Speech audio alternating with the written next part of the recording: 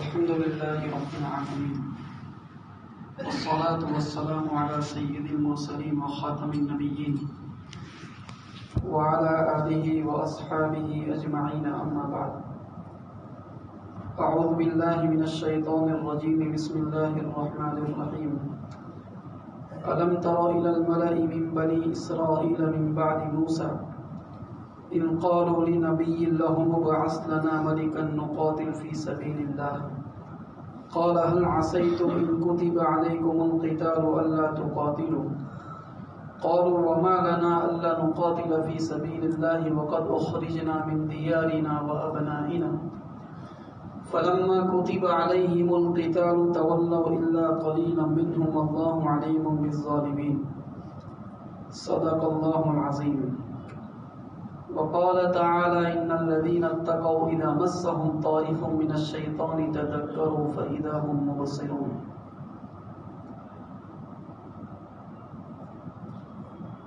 قابل احترام علماء کرام، بزرگان محترم اور میرے عزیز دینی اسلامی بھائیوں، اللہ تبارک و تعالیٰ نے قرآن کریم کو ایک ایسا ہدایت نامہ بنا کر تمام انسانوں کے نام اتارا ہے کہ اس کتاب میں اپنے نازل ہونے کے زمانے میں لوگوں کی رہنمائی اور ہدایت کا جو سامان تھا، وہی سامان، وہی علاج قیامت تک آنے والے تمام لوگوں کے لیے بھی رکھا ہوا ہے۔ یہ ایک ایسی کتاب ہے کہ وہ اپنے نازل ہونے کے زمانے میں جتنی فریش تھی، جتنی تازہ تھی، آج 14 صدیاں گزارنے کے باوجود وہ ہم سب کو گائیڈنس کرنے، ہماری رہنمائی کرنے، ایک بہتر زندگی کی طرف ہم سب کو لے جانے اور ہمیں اپنے زوال سے نکالنے کے لیے بہترین کردار اور کیریکٹر پلے کر سکتی ہے۔ اللہ تعالیٰ نے اس کتاب کے اندر اتنا ٹونک رکھا ہوا ہے۔ قرآن کریم کی جو 6000 سے زائد آیتیں ہیں، ان آیتوں میں سے تقریباً 1000 آیت ایسی ہیں جو حضور نبی اکرم صلی اللہ علیہ وسلم سے پہلے آنے والے انبیاء علیہم الصلاۃ والسلام کے واقعات ہمارے سامنے پیش کرتی ہیں کہ انبیاء علیہم الصلاۃ والسلام اپنی قوموں کے سامنے پیش ہوئے، پھر قوموں نے ان انبیاء کی دعوت کا کیا جواب دیا، پھر اللہ تعالیٰ کا ریئیکشن ان کے اس ایکشن کے اوپر کیا رہا، اس کی تفصیلات قرآن کریم بیان کرتا ہے۔ اس وقت آپ کی خدمت میں جو آیت پڑھی گئی، اس میں اللہ تبارک و تعالیٰ نے اسی دور کے انبیاء بنی اسرائیل کے زمانے کے ایک واقعے کا ذکر کیا ہے کہ حضرت موسیٰ علیہ السلام بنی اسرائیل کو مصر کی غلامی سے آزاد کروا کر جب سرزمین شام کی طرف نکال لائے تو اللہ تعالیٰ نے انہیں یہ حکم دیا کہ تمہارے باپ دادوں کا جو اصل وطن ہے، یعنی سرزمین فلسطین اور شام، تم وہاں جا کر بس جاؤ۔ وہاں اس وقت دوسری قوم نے اس علاقے کو کیپچر کر لیا تھا اور وہ اس پر حکومت کرتی تھی۔ ان کو وعدہ کیا گیا کہ وہ زمین اللہ تعالیٰ نے تمہارے حصے میں لکھ دی ہے، بس وہاں ان پر اٹیک کرنا ہے اور تمہیں فتح نصیب ہو جائے گی۔ اس قوم نے نہیں مانا، جس کے نتیجے میں اسی وادی تیہ کے اندر ان کو کئی سال تک بھٹکنا پڑا۔ اس کے بعد موسیٰ علیہ السلام دنیا سے رخصت ہوئے، پھر یوشع علیہ السلام جو ان کے انویائی تھے وہ جب آئے اور اس صحرا میں پروان چڑھنے والی نسل جو آزادی کی فضا میں واتاورن انہوں نے سانس لیا تھا، اس لیے کہ اس سے پہلے جو بنی اسرائیل تھے وہ تو مصر کی غلامی سے گزر کے آئے تھے، تو قومیں جب ایک لمبی مدت غلامی میں گزار دیتی ہیں تو ان کی مانسکتا بھی غلامانہ بن جاتی ہے، وہ آزاد قوموں کی طرح سوچنے کی پوزیشن میں بھی نہیں رہتی۔ بہرحال تو یوشع ابن نون نے پھر اس نئی جنریشن کے ساتھ ان کو چیلنج کیا اور اس کے کچھ حصے کے اوپر فتح بھی پائی۔ پھر تقریباً 300 سال کی مدت ایسی گزری کہ کبھی یہ لوگ ان پر حملہ کر کے ان پر فتح پاتے، وہ کبھی ان پر حملہ کر کے ان کو کھدیڑ دیتے۔ اسی دور کے ایک واقعے کا یہاں قرآن کریم ذکر کرتا ہے کہ ہوا ہے کہ ایک مرتبہ وہ قوم جن کے ساتھ ان کا کلیش چل رہا تھا، قوم عمالیقہ جس کا نام بتایا جاتا ہے، انہوں نے ان لوگوں کے اوپر اتنا خطرناک اٹیک کیا کہ ان کو گھروں سے بے گھر کر دیا اور ان کی اولادوں تک کو وہ اپنے قبضے میں لے کر چلے گئے۔ اب اس زمانے کی بات ہے کہ اس وقت بنی اسرائیل اپنے زمانے کے نبی جو اس وقت حضرت شمویل علیہ السلام تھے، جن کو سموئیل بھی کہا جاتا ہے، ان کے پاس پہنچے اور ایک ریکویسٹ کی، جس کو یہاں قرآن کریم کوٹ کرتا ہے کہ اذ قالوا لنبی لہم ابعث لنا ملکا نقاتل فی سبیل اللہ، کہ آپ ہمارے لیے کوئی کمانڈر، کوئی بادشاہ متعین کر دیجئے کہ اس کی سرکردگی میں، اس کے کمان میں رہ کر ہم اپنے اوپر ہونے والے انتقام اور اتیاچار کا بدلہ لے سکیں۔ یہ بات یاد رکھنی چاہیے کہ حضرت داؤد علیہ السلام سے پہلے بنی اسرائیل میں ترتیب یہ رہی کہ نبی الگ ہوتا تھا، بادشاہ الگ ہوتا تھا۔ یہ داؤد علیہ السلام بنی اسرائیل کے سلسلے میں وہ فرسٹ پرسنالٹی ہے جن کے اندر اللہ تعالیٰ نے نبوت اور خلافت دونوں کو جمع کر دیا تھا۔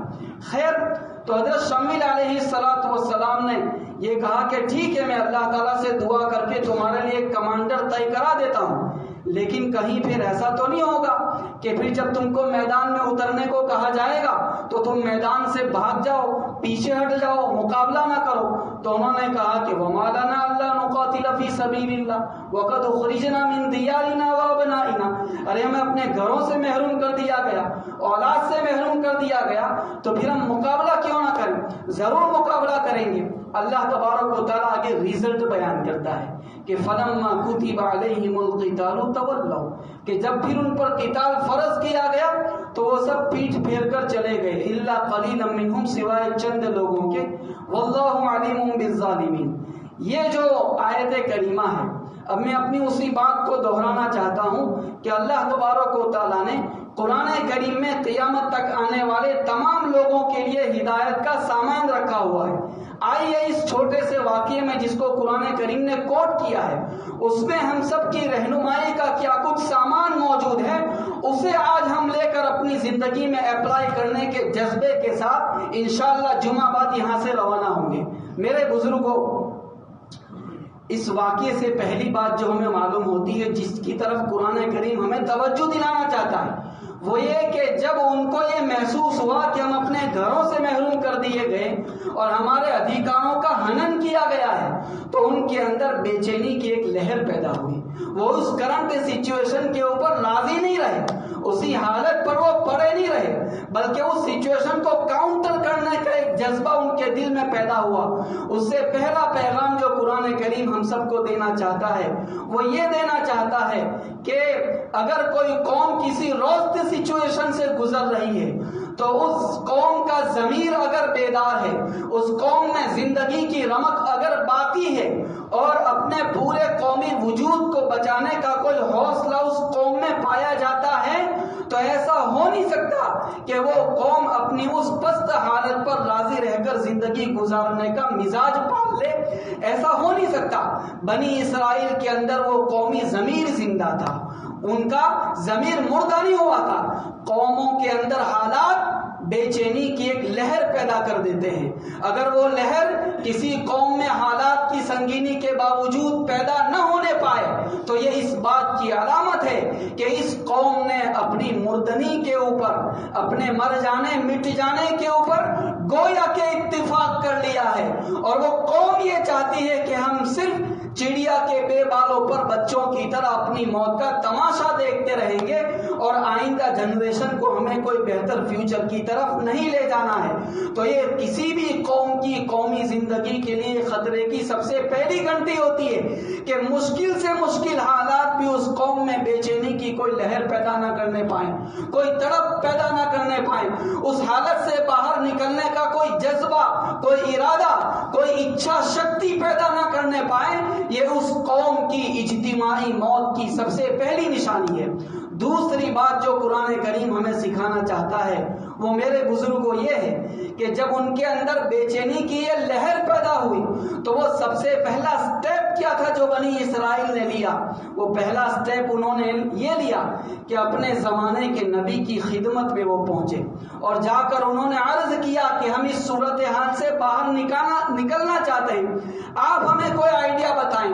آپ ہمیں اس کا راستہ نکال کر دکھائیں۔ میرے بزرگوں، اس سے یہ بات معلوم ہوتی ہے کہ اللہ تبارک و تعالیٰ نے ہر قوم میں کچھ دماغ رکھے ہوئے ہوتے ہیں۔ وہ ایسے دماغ ہوتے ہیں جو قوم کے بڑے کہلاتے ہیں، جن کی پیشانیوں میں قوم اپنے خواب بوتی ہے اور ان کے ذہن میں وہ آئیڈیاز ہوتی ہیں جن آئیڈیاز کے نتیجے میں وہ قوموں کو ایک بلو پرنٹ دے سکتے ہیں، ایک پلان دے سکتے ہیں، آئندہ زندگی کو بہتر طور پر گزارنے کا ایک منصوبہ ان کے ذہن و دماغ میں پیدا ہوتا ہے۔ تو ایسے بڑے لوگوں کے ساتھ اپنی وابستگی کو بڑھانا، ان کے ساتھ اپنے تعلق کو مضبوط کرنا، انہی کے ذریعے سے راستے نکلنے والے ہیں، انہی کے ذریعے سے کام قوموں کا بننے والا ہے۔ ہمارے اس خاص سرکل میں اگر ہم کہیں تو ایسے لوگوں کو اکابر، بزرگان دین اور علماء کرام کہا جاتا ہے۔ ایسے لوگوں کے ساتھ اپنے تعلق اور اپنی وابستگی کو بڑھانا،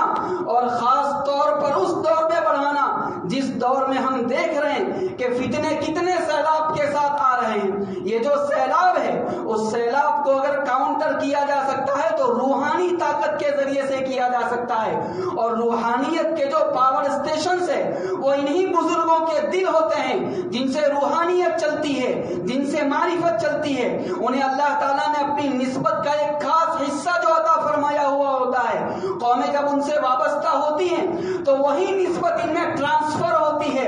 اور ان کو وقت کے دائرے کے مقابلے میں کامیابی کے ساتھ کھڑی کر دیتی ہے۔ اس لیے ایسے لوگوں کے ساتھ اپنے تعلق کو بڑھانا، لوگ یہ کہتے ہیں کہ اب علماء ایسے نہیں رہے، بزرگ ایسے نہیں رہے، یاد رکھیں جیسی روح ویسے فرشتے ہوتے ہیں۔ اگر حسن بصری رحمت اللہ علیہ اور ابن سیرین رحمت اللہ علیہ کے لیول کے جو بزرگ تھے تو اس دور کے مریدین بھی ایسے ہوا کرتے تھے۔ اب جس طرح کے ہم لوگ ہیں تو ہمارے سامنے جو کچھ علماء کرام کی پونجی ہے، جو ہمارے بزرگان دین ہے، جو ہمارے بڑے ہیں، وہی ہمارے لیے آئیڈیل ہے۔ ایسا کبھی نہیں ہوگا کہ اللہ تبارک و تعالیٰ پوری ملت کو ایسے لوگوں سے خالی کر دے جن کے ذریعے سے قوم اپنے مستقبل کی ترقی کے منصوبے پا سکتی ہے۔ ایسا ہوگا نہیں۔ یہ اعلان کر دیا گیا کہ صراط الذین انعمت علیہم، اللہ نے ان لوگوں کے راستے پر چلا جن پر تو نے انعام اتارا۔ مفتی شفیع صاحب رحمت اللہ علیہ نے لکھا ہے کہ ایسے لوگ ہر دور میں اس امت کے اندر باقی رہیں گے، ضرورت ایسے لوگوں کو تلاشنے کی ہوتی ہے۔ قوم کی تعمیر کے کتنے بڑے بڑے منصوبے ہیں جو ان کے ذہنوں میں ہیں، لیکن کوئی مسلمان ان کے پاس پہنچے اور کہے کہ حضرت آپ بتائیں کہ قوم کا کون سا کام اٹکا ہوا ہے، میرا مال حاضر، میرا وقت حاضر، میری صلاحیت حاضر، میں اپنی بہن بیٹیوں کے زیورات آپ کے قدموں میں لا کر ڈال دوں گا، آپ بتائیں کہ قوم کا کون سا کام اٹکا ہوا ہے۔ ایسے جیالے جب پہنچیں گے تو ان بڑوں کو کام کرنے کا حوصلہ ملے گا۔ تیسری بات میرے بزرگوں جو اس واقعے کی روشنی میں ہمارے سامنے آتی ہے وہ یہ ہے کہ جب انہوں نے حضرت شمویل علیہ السلام کے سامنے یہ درخواست رکھی ہے، اس کا جواب حضرت شمویل علیہ السلام نے دیا، اور واقعتاً اللہ تعالیٰ سے دعا کر کے ان کے لیے کمانڈر متعین کیا۔ دوسرے پارے کے آخر میں اس کا تذکرہ بھی ہے جن کا نام جالوت تھا۔ تو اس سے یہ بات معلوم ہوتی ہے کہ واقعتاً وہ لوگ جو قوم کے بڑے ہوتے ہیں، جنہیں لوگ اپنا بڑا سمجھتے ہیں، جنہیں لوگ اپنا گائیڈ سمجھتے ہیں اور ان کے اوپر ذمہ داریوں کا بوجھ ہوتا ہے، تو وہ لوگ اپنے اپنے زمانے میں اپنی اپنی ذمہ داریوں کو اگنور نہیں کر سکتے۔ ایک طرف قوم دیکھ رہی ہے، امید کی نگاہوں سے دیکھ رہی ہے کہ کوئی ہمارے آنسوؤں کو پوچھنے والا ہو اور کوئی ہماری پریشانیوں کا سولوشن نکالنے والا ہو اور کوئی ہمیں راستہ دکھانے والا ہو۔ ایسی کریٹیکل سچویشن کے اندر بھی اس بڑے کے اندر اس قوم کو بر وقت ان کی رہنمائی کرنے، انہیں راستہ دکھانے، انہیں نیا پاور فراہم کرنے اور ایک روڈ میپ دینے کی صلاحیت اگر نہیں ہے، یعنی کہ ہے لیکن وہ اپنی دنیا کے اندر مست ہے اور قومی ذمہ داری جو اس کے ذمہ بڑا ہونے کے ناطے اللہ تبارک و تعالیٰ نے رکھی ہے اسے بائی پاس کر جاتا ہے، تو پھر ایسے لوگوں کو نہ کبھی تاریخ معاف کرتی ہے نہ قوم معاف کرتی ہے، اور ان کی پیشانیوں پر خدا نہ خواستہ غدار قوم ہونے کا دبا ہمیشہ کے لیے لگ جاتا ہے۔ تو یہاں جس طرح ذمہ داری چھوٹوں کی بنتی ہے، اسی طریقے سے جن کے ساتھ قوم کو محبت ہے اور قوم یہ سمجھتی ہے کہ یہ ہمارے بڑے ہیں، تو خود ان کی قربانیاں یہ ہے کہ وہ اپنے آپ کو اس لیول آف کیریکٹر کے اوپر لے جائیں جس لیول آف کیریکٹر پر لے جانے کے بعد پھر قوم ان پر اعتماد کر کے ان سے راستے لے سکے۔ چوتھی بات جو ہماری آج کی اس گفتگو کی سب سے امپورٹنٹ چیز ہے وہ میرے بزرگوں یہ ہے کہ بنی اسرائیل کا جذبہ بھی بہت مبارک کہ وہ گئے اور انہوں نے حالات کی سنگینی کو محسوس کیا، لیکن قرآن کریم یہاں عجیب بات آگے کہتا ہے فلما کتب علیہم القتال تولوا، کہ کبھی تو وہ دن تھا کہ خود نبی کے پاس پہنچ گئے اور کہا کہ ہم اس سے باہر نکلنا چاہتے ہیں اور ہمیں اپنی اولاد سے محروم کر دیا گیا، گھروں سے محروم کر دیا گیا، لیکن قرآن کہتا ہے کہ فلما کتب علیہم القتال تولوا، کہ جب ان کے اوپر قتال فرض کیا گیا تو سب میدان چھوڑ کے چلے گئے الا قلیلا منہم، سوائے چند لوگوں کے۔ So what is the reason behind it, کہ آخر ایسا کیوں ہوا کہ ایک قوم جذبے کے ساتھ، تڑپ کے ساتھ ایک نبی کے پاس پہنچتی ہے، لیکن جب میدان میں اترنے کا وقت آتا ہے تو نہ انہیں اپنا گھر یاد آتا ہے، نہ اپنی اولاد یاد آتی ہے، میدان چھوڑ کر پیچھے چلی جاتی ہے۔ میرے بزرگوں،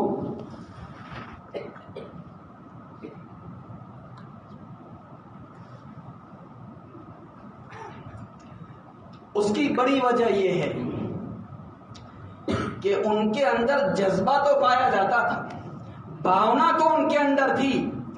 لیکن بات یہ ہے کہ قوموں کا جو کام ہے وہ صرف اور صرف آرزوؤں سے نہیں چلتا، وہ تمناؤں سے نہیں چلتا، وہ خوابوں سے نہیں چلتا،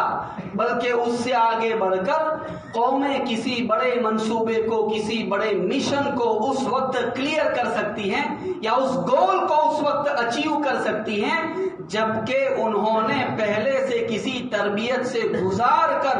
اپنے آپ کو اس قابل بنایا ہو کہ وہ سخت حالات کا مقابلہ کر سکے۔ ورنہ جنہوں نے اپنے اوپر کوئی محنت نہ کی ہو، اس بھٹی سے اپنے آپ کو گزارا نہ ہو اور ویل مینیج کیریکٹر بلڈنگ اگر نہ ہوا ہو، تو اس صورت میں ایسے کھوکھلے لوگ ہزار نہیں، لاکھ نہیں، کروڑوں کی تعداد میں بھی آ جائیں تو اس سے میرے دوستوں قوموں کے کام بنتے نہیں ہیں۔ اسی لیے قرآن کہتا ہے کہ فلما کتب علیہم القتال تولوا، سب میدان چھوڑ کے بھاگ گئے۔ اس کے ذریعے سے قرآن کریم ہمیں میسج کیا دینا چاہتا ہے، پیغام کیا دینا چاہتا ہے؟ پیغام یہ دینا چاہتا ہے کہ ہم چاہتے ہیں کہ اس بری صورتحال سے باہر نکلیں، ہم چاہتے ہیں کہ یہاں عزت کی زندگی گزاریں، ہم چاہتے ہیں کہ ہم آئندہ آنے والی نسلوں کو ایک اچھا فیوچر دے کر جائیں، اور ہم چاہتے ہیں کہ اس سرزمین میں ہمارے دین و ایمان محفوظ رہے، ہماری نسلوں کے دین و ایمان محفوظ رہے، ہماری قیامت تک آنے والی نسلیں لا الہ الا اللہ کی گونج کے ساتھ اس ملک میں زندگی گزاریں۔ ہم چاہتے ہیں کہ ہمارے میناروں سے اسی طرح اذان کی آوازیں بلند ہوتی رہیں، ہم چاہتے ہیں کہ ہمارا پرسنل لا سرکشت رہے۔ یہ ساری کی ساری ہماری چاہتے ہیں اور بہت مبارک چاہتے ہیں، اور اگر یہ چاہتے نہیں ہیں تو میں پوری طرح مسلمان ہونا بھی کوالیفائی نہیں کر رہا ہوں، یقیناً بہت مبارک چاہتے ہیں، لیکن میرے دوستو بات یہ ہے کہ ان چاہتوں کے پیچھے ٹھوس کیریکٹر نہ ہو، ٹھوس عمل نہ ہو۔ ایک طرف میں یہ بھی چاہتا ہوں کہ اس ملک میں میرا پرسنل لو محفوظ ہو جائے، اور دوسری طرف میرے گھر میں جب مجھے اپنی بہن کو میراث دینے کا موقع آتا ہے میں ٹرکا دیتا ہوں، میں چھوٹے بھائی کو محروم کر دیتا ہوں، میں پھوپھی کو محروم کر دیتا ہوں، میں کسی کا حق مار جاتا ہوں، اور دوسرے دن پھر جب پرسنل لو بورڈ کی تحفظ کے لیے کوئی ریلی نکلتی ہے اس ریلی میں شرکت بھی کر لیتا ہوں، تو یہ میری آرزو ایک طرف ہے، اور دوسری طرف میرا اپنا جو سیلف کیریکٹر ہے وہ کیریکٹر ٹوٹلی اس کے اپوزٹ جاتا ہے۔ اسی طریقے سے میں یہ چاہتا ہوں کہ اس مسجد کے میناروں سے ہمیشہ اذان کی آوازیں بلند ہوتی رہیں، لیکن صورتحال یہ ہے، میرا ذاتی عمل یہ ہے کہ جب اذان کی آواز آتی ہے، میچ کھیلتے ہوئے آتی ہے یا میچ دیکھتے ہوئے آتی ہے، تو اگر اس وقت مجھے سب سے بری اگر کوئی آواز لگتی ہے تو یہی اذان کی آواز لگتی ہے۔ میچ دیکھتے ہوئے اذان کی آواز آئے تو آدمی یہ سمجھتا ہے کہ یہ میرے میچ کا مزہ کرکرا ہو رہا ہے۔ سوچیں یہ کتنی خطرناک بات ہے کہ جس خدا کا نام کان میں پڑنے کے ساتھ آدمی کے دل میں ایمان کی ایک لہر دوڑ جانی چاہیے تھی، اس کے نشاط میں اضافہ ہو جانا چاہیے تھا، وہی خدا کا نام، اس خدا کا عنوان اگر اگر کوئی گناہ کرتے ہوئے خدا کا نام کوئی یاد دلا دے، کوئی تنبیہ کرا دے، اس وقت وہ مجھے دشمن معلوم ہونے لگتا ہے۔ اس سے اندازہ لگایا جا سکتا ہے کہ میں پست ہوتے ہوتے پستی کی کس سطح کے اوپر جا چکا ہوں۔ ایسے پست کیریکٹر کے ساتھ کوئی قوم میرے دوستو سروائیو نہیں کر سکتی، وہ اپنے استھتو کو کامیابی کے ساتھ بچا نہیں لے جا سکتی۔ تو یہ لذت پرستی کی زندگی جس کے ساتھ جینے کا میں نے مزاج پال رکھا ہے، مجھے اس لذت پرستی سے باہر نکلنا ہوگا۔ میری صورتحال یہ ہے کہ میں ڈیولیزم کے ساتھ زندگی گزار رہا ہوں۔ ڈیولیزم کا مطلب یہ ہے کہ میرا ایک چہرہ وہ ہے جس کے ساتھ میں لوگوں کے درمیان سامنے آتا ہوں، اور ایک چہرہ وہ ہے جو میرا تنہائی کا چہرہ ہے۔ اس دوہرے پن کے ساتھ زندگی گزارنے کا میں نے اپنے آپ کو عادی بنا دیا ہے، اسپیشلی ہمارے نوجوان ساتھیوں کا جو طبقہ ہے۔ اب کیا کریں، کچھ باتیں مجبور ہو کر عرض کرنا پڑتی ہیں۔ میرے دوستو، ایک زمانے میں قرآن کریم نے یہ بات کہی تھی کہ یا ایھا الذین آمنوا لیبلونکم اللہ بشیء من الصید تنالہ ایدیکم ورماحکم لیعلم اللہ من یخافہ بالغیب۔ اللہ تعالیٰ تم کو شکار کے جانوروں کے ذریعے سے آزمائے گا تاکہ وہ جانے کہ کون اللہ سے بن دیکھے ڈرتا ہے۔ کیا مطلب یہ ہے کہ اس زمانے میں لوگ جنگلوں کے سفر کے ذریعے سے حرمین تک پہنچتے تھے، کبھی احرام کی حالت میں ہوتے تھے، اور کبھی ایسا ہوتا تھا کہ حرم کی باؤنڈری میں پہنچنے کے بعد کوئی شکار نظر آ گیا، اب شکار ان کی محبوب غذا تھی۔ تو اللہ تعالیٰ فرماتے ہیں کہ ہم ایمان والوں کا امتحان لیں گے۔ کیسے لیں گے؟ کہ جب وہ حالت احرام میں رہیں گے تو شکار کے جانور ان کے بالکل قریب اس طرح جائیں گے کہ تنالہ ایدیکم ورماحکم، تمہارے ہاتھ ان تک آسانی سے پہنچ جائیں گے، تمہارے نیزے ان تک آسانی سے پہنچ جائیں گے،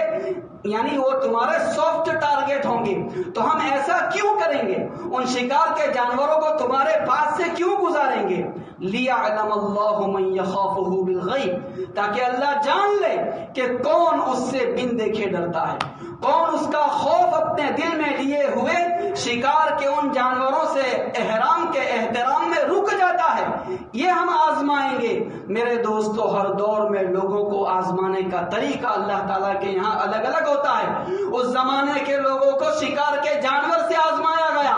اس دور کے نوجوانوں کا امتحان موبائل کے ذریعے سے ہوتا ہے۔ کہ پہلے زمانے میں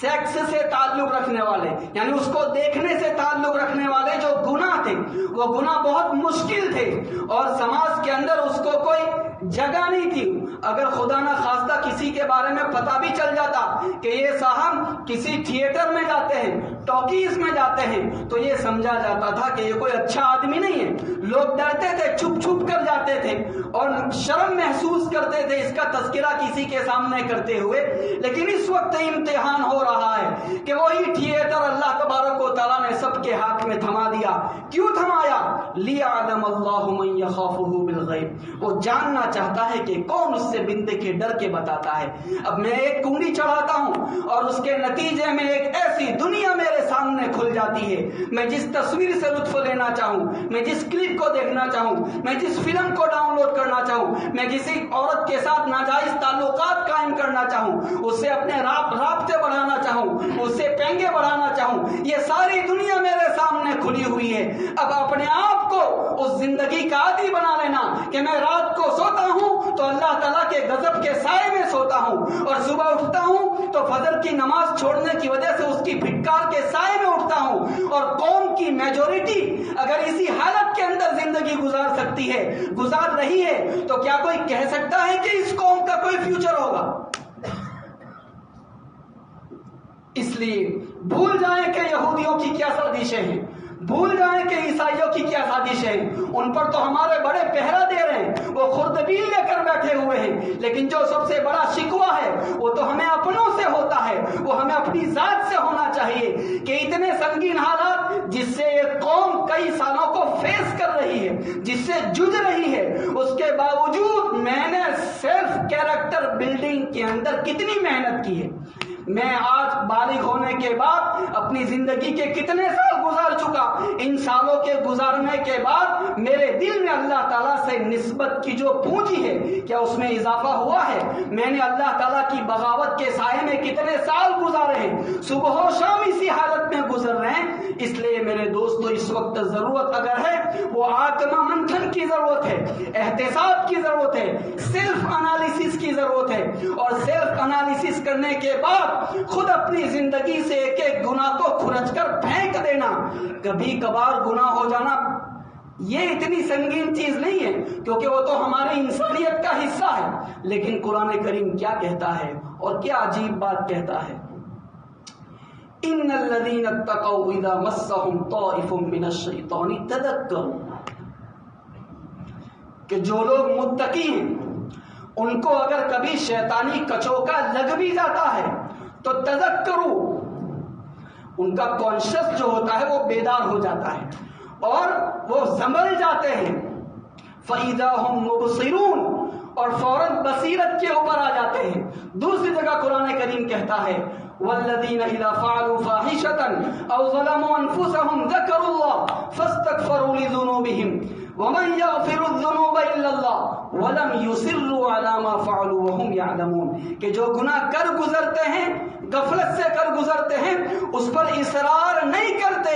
جس طریقے سے ایک خنزیر کو گندگی راس آ جاتی ہے، وہ صبح اٹھتا ہے تو اس گندگی کے اندر منہ ڈالتا ہے، دن بھر اسی گندگی کے بیچ میں رہتا ہے، وہ یہ سمجھتا ہے کہ اس گندگی کے بغیر میری زندگی گزر نہیں سکتی۔ تو ایک مسلمان ہونے کے ناطے اگر میں نے گناہوں کے ساتھ اتنا گہرا تعلق پیدا کر لیا کہ صبح سے شام تک گناہوں کے بیچ میری زندگی گزرتی ہے اور وہ گناہ گویا انیٹ ہو گئے ہیں، میری زندگی کا ایسا اویبھاجیہ انگ بن کر رہ گئے ہیں کہ کوئی دن ایسا نہیں گزرتا کہ میری زندگی کے شام میں اپنے آپ کو گناہوں سے لت پت کر کے اپنے گھر واپس نہ لے جاتا ہوں۔ اس سچویشن کے ساتھ زندگی گزر رہی ہے تو مجھے سمجھنا چاہیے کہ آئی ایم ٹوٹلی ڈسٹرائڈ،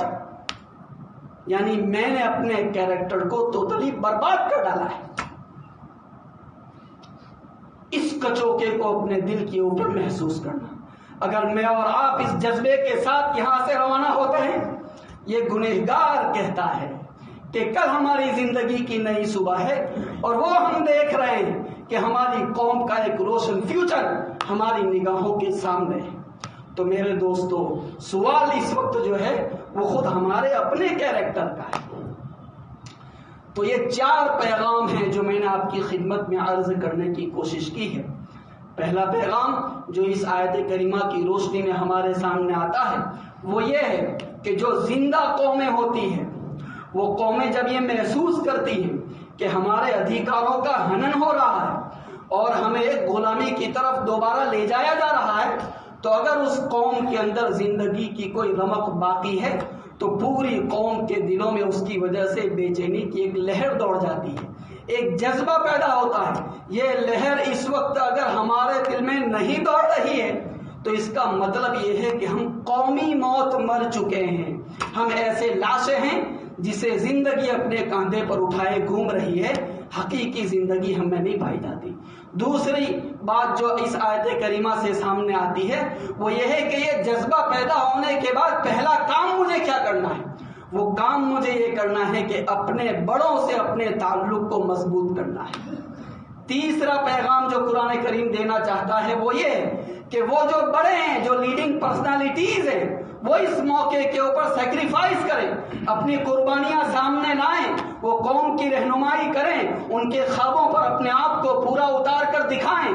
اور چوتھا پیغام اس آیت کریمہ سے یہ ملتا ہے کہ قوم کے اندر اگر جذبہ پایا جائے اور جذبہ پائے جانے کے ساتھ ساتھ اس کے پیچھے کوئی ٹھوس اور مضبوط کیریکٹر نہ ہو، محنت مجاہدے کے ذریعے سے اپنی ذات کو بنایا نہ گیا ہو اور قوم نے اپنے آپ کو گناہوں کا عادی بنا رکھا ہو، تو اس صورت میں صرف اور صرف آرزوؤں سے اس قوم کا کام نہیں چل سکتا، کیونکہ اللہ تعالیٰ کے کا تعلق قوموں کے ساتھ جو ہے وہ حسب نسب اور رشتے کا نہیں ہے، اللہ تعالیٰ کا تعلق قوموں کے ساتھ ایمان و عمل کا ہوتا ہے۔ تو جس جس دن ہم اللہ تعالیٰ کے طے کیے ہوئے اس لیول کو اچیو کر لیں گے وہی دن ہماری قومی زندگی کی ترقی کا دن ہوگا۔ اللہ تبارک و تعالیٰ ہم سب کو اس کی توفیق عطا فرمائے اور خدا کرے کہ یہ پیغام ہم سب کی زندگی میں عملی طور پر چلتا پھرتا نظر آئے۔ آمین یا رب العالمین۔ وآخر دعوانا